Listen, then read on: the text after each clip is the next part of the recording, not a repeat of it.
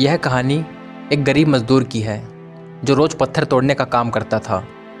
एक दिन वह अपने काम से थक गया और भगवान से शिकायत करने लगा, भगवान, मेरी ज़िंदगी कितनी कठिन है। मैं दिन रात पत्थर तोड़ता हूँ, फिर भी मेरी ज़िंदगी में कोई बदलाव नहीं आता।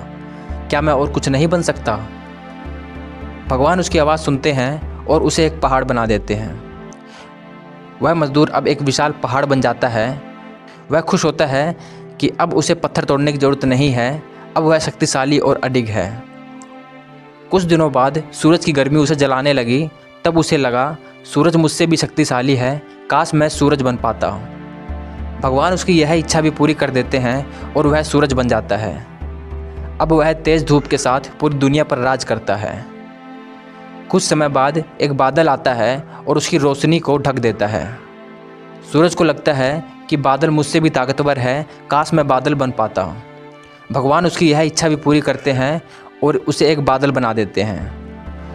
अब वह बारिश और तूफान के जरिए धरती पर राज करता है।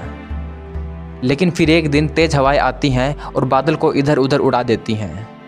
बादल सोचता है कि हवा मुझसे भी ताकतवर है, काश मैं हवा बन पाता। भगवान उसे हवा बना देते हैं। अब वह शक्तिशाली तूफान की तरह दुनिया में घूमता है। कुछ दिन बाद वह देखता है कि एक बड़ा पहाड़ उसकी ताकत को रोक रहा है। अब हैरान हो जाता है और सोचता है, पहाड़ मुझसे भी ताकतवर है, काश मैं फिर से पहाड़ बन पाता। भगवान उसकी यह इच्छा भी पूरी कर देते हैं। फिर एक दिन वह देखता है कि एक मज़दूर उसके पत्थर को तोड़ रहा है।